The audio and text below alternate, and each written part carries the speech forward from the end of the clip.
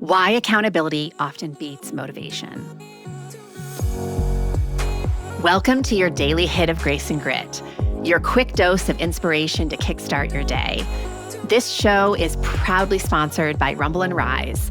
To find out more about joining Rumble and Rise, head on over to graceandgrit.com/ready to rumble. I'm Courtney Townley, and here is today's hit. Let's talk about motivation. Most people treat it like it's this mysterious energy that they have to wait for. It's something that happens to them. I'll start when I feel motivated, they say. But I say all the time that motivation isn't something you passively wait for. It's something that you actively create.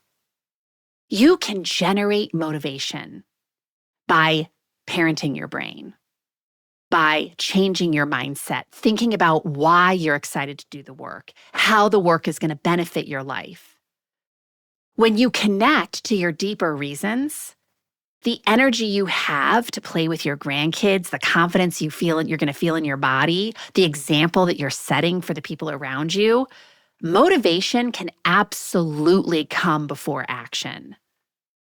And yes, motivation can also come from action.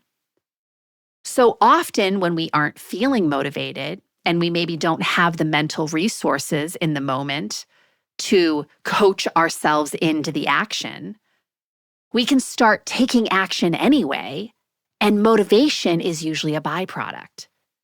You start moving and then you feel energized to keep going. It works both ways. Motivation can come before action, and motivation can also come after action.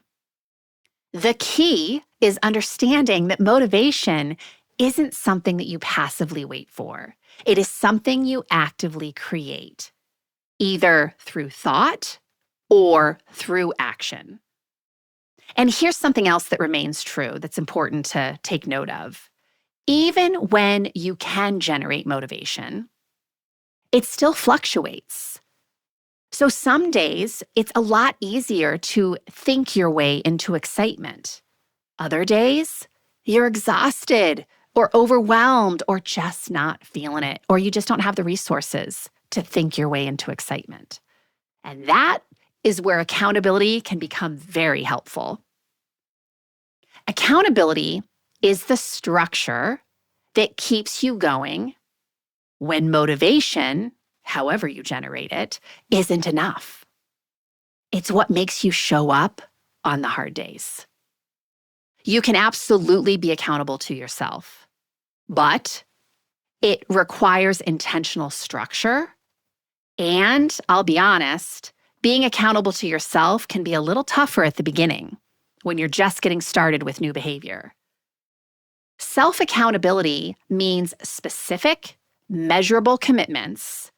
Not, I will eat healthier, but I will eat vegetables with dinner 5 nights this week. It means tracking visibly, scheduling it like an appointment, and creating regular check-ins with yourself to hold yourself accountable. But even the most self-led people can benefit from external accountability. Research shows us that having an accountability appointment with someone or a group outside of ourselves increases your success to almost 95% versus a percentage that's much lower with self-accountability alone. So external accountability works because someone else is expecting you to follow through. We often do for others what we won't do for ourselves. And it provides perspective when you're stuck and consistency when life gets chaotic.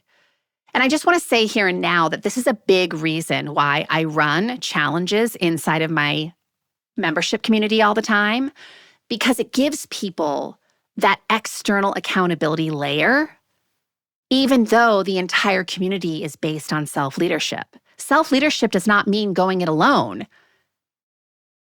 We use what we need to help us stay consistent. And external accountability can absolutely help us to do that. It's also a big reason why I do coaching calls in my community. I jump on coaching calls with whoever wants to come in my community because I want to help them get unstuck. I want to help them problem solve. I want to help them better manage their brains so they can talk themselves into the work more easily rather than out of the work. And if I do that enough times, eventually they can do it better for themselves. So good accountability is not about judgment. It's about compassion. It asks, what got in the way? Like if I don't show up, if I didn't follow through, why? Why did that happen? And what am I going to do differently tomorrow to make sure it doesn't happen again?